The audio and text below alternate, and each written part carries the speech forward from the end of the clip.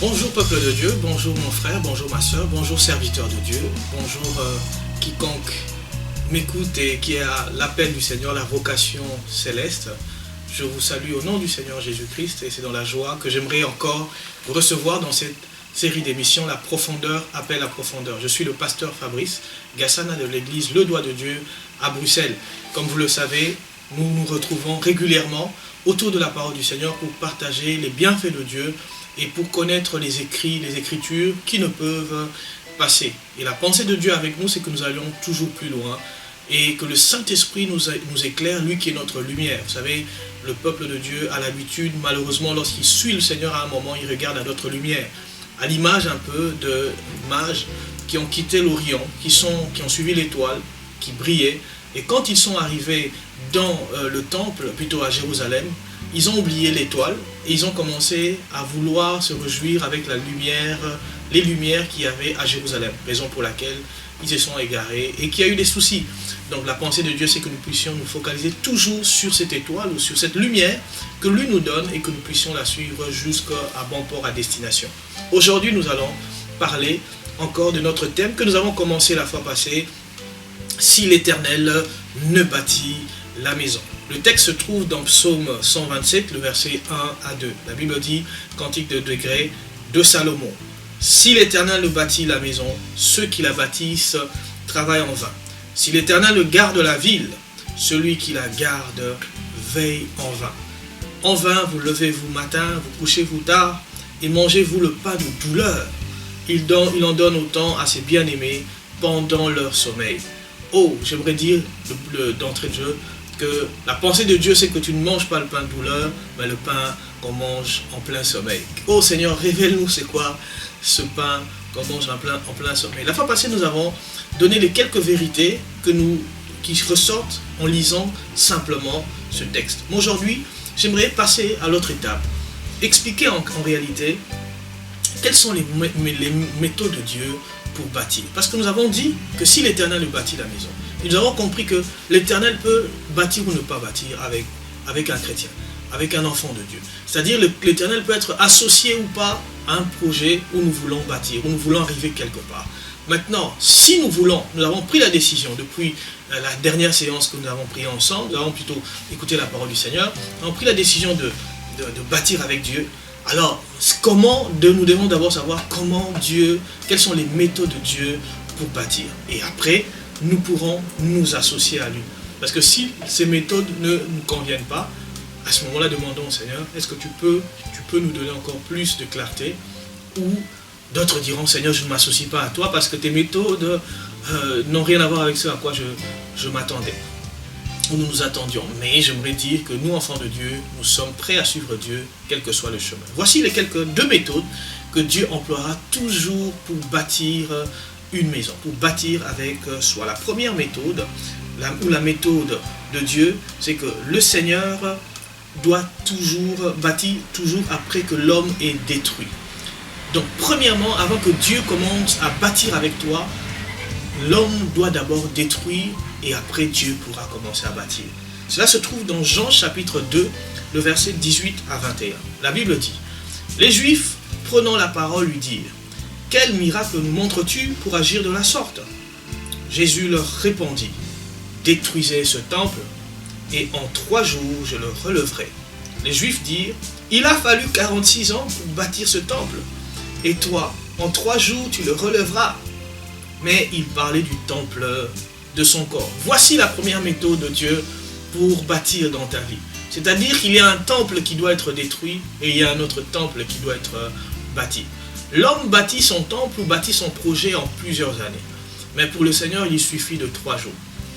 Il te faut beaucoup d'années pour atteindre certains objectifs et au final même, cela sera détruit. Si vous connaissez l'histoire d'Israël ou l'histoire un peu de l'époque, c'est que le temple dont on parle ici est le temple qui a été bâti par Hérode et a été détruit à l'an 70 par les Romains. Donc au final, ça a pris 46 ans pour être bâti et en quelques semaines, les Romains ont mis le feu, ont détruit complètement ce temple. Au point où aujourd'hui on parle on parle d'une muraille qui est restée à Jérusalem. Ce n'est même pas certain. C'est la muraille, c'est même pas le temple. Donc il n'y a même plus, comme Jésus disait, il ne restera plus pierre sur pierre du temple. Donc il n'y a plus rien de ce temple.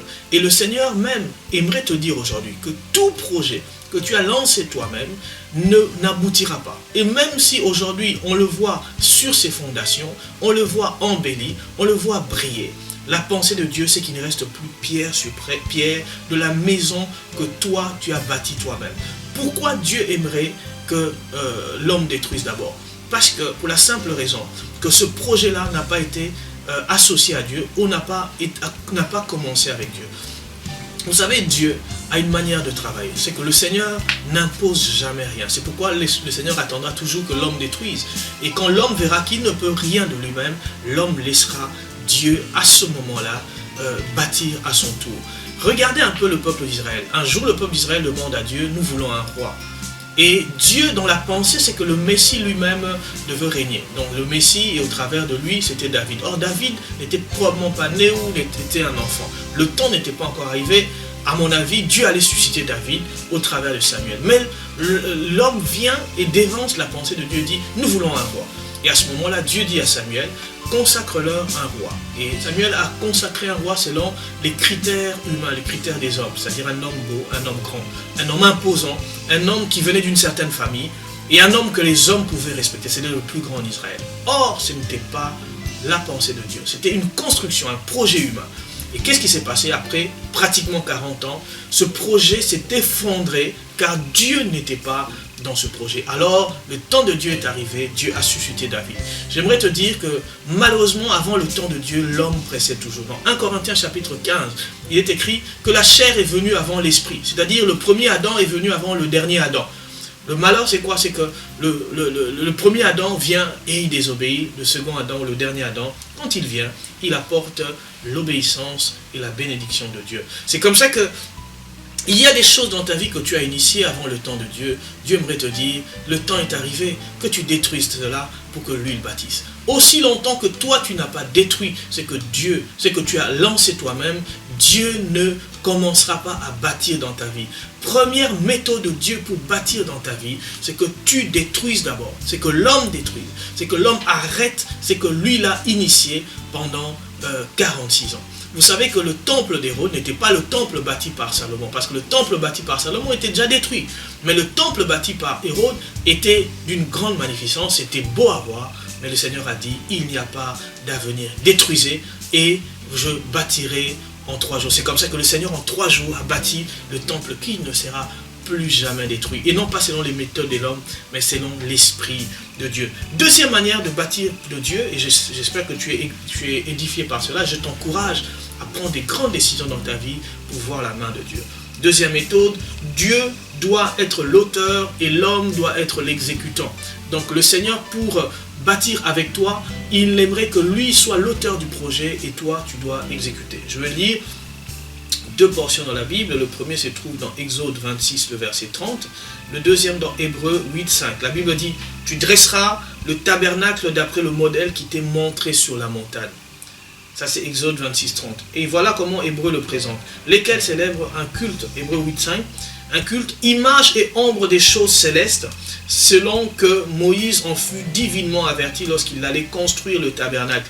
Et soin lui fut-il dit de faire tout d'après le modèle qui t'a été montré sur la montagne. Moïse est grand parce qu'il a exactement reproduit ce qu'il avait vu sur la montagne. Il n'est pas grand parce qu'il avait un grand projet. Pas du tout. Moïse, aujourd'hui, nous parlons tous de Moïse parce que cet homme a pu reproduire le modèle. Ce n'était pas lui l'initiateur, ce n'était pas lui qui était à la tête du projet, c'était Dieu qui était à la tête du projet. Moïse n'a été que l'exécutant. Et la pensée de Dieu, c'est que tu deviennes l'exécutant. J'aimerais conclure en disant, mon frère, ma soeur, Dieu a un projet. Tu peux en être divinement averti. Prie le Seigneur pour qu'il te prévienne de manière divine sur ce à quoi il attend dans ta vie, sur le projet dans lequel il veut te voir. Demande au Seigneur sur la montagne, va sur la montagne dans la prière, il te montrera les choses auxquelles il attend de toi. Que Dieu nous bénisse, c'était la profondeur appelle la profondeur. Et nous continuons dans la prochaine émission avec toujours Si l'Éternel bâtit la maison. À très bientôt.